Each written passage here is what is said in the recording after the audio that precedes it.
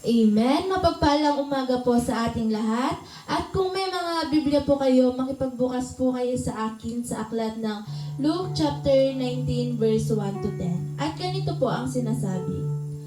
At siya'y pumasok at nagdaan sa Jericho. At narito isang lalaki na tinatawag sa pangalang Sakyo. At siya'y isang puno ng mga maniningil ng buwis at siya'y mayaman. At pinagpipilitan niyang makita si Jesus kung sino kaya siya at hindi mangyari dahil sa maraming tao sapagkat siya'y pandak. At tumakbo siya sa unahan at umakyat sa isang punong kahoy na sikomoro upang makita siya sapagkat siya'y magdaraan sa daang yaon. At nang dumating si Jesus sa dakong yaon ay siya'y tumingala at sinabi sa kanya, Sakyo, magmadali ka at bumaba ka, sapagkat ngayon kinakailangan ako'y tumuloy sa bahay mo. At siya'y nagmadali at bumaba, at tinanggap siyang may tuwa. At nang makita nila ito, ay nangagbulong-bulungan silang lahat, na nagsasabi, siya'y pumasok na nanunuluyan at isang taong makasalanan. At si Sakyo ay nagtindig, at sinabi sa Panginoon, Narito, Panginoon, ang kalahati ng aking mga pag-aari ay ibinibigay ko sa mga dukha. At kung sakalit nakasingil akong may daya sa kanino mang tao, ay isinasaulit ko ng makaapat. At sinabi sa kanya ni Jesus, dumating sa bahay na ito ngayon ang pagkaligtas, sapagkat siya'y anak din naman ni Abraham. Sapagkat ang anak ng tao ay naparito upang hanapin at iligtas ang nawala. Amen. So God be all the glory po. At inanyayan ko po ang bawat isa na tumayo at sama-sama po nating awitan ng Panginoon.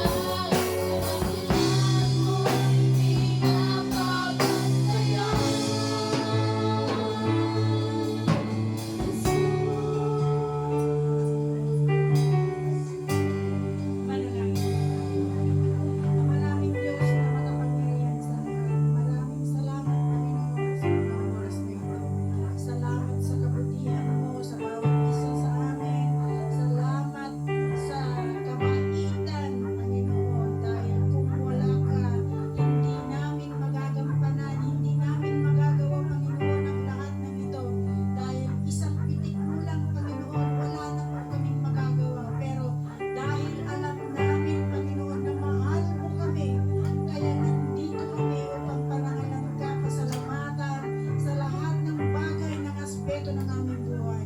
Maraming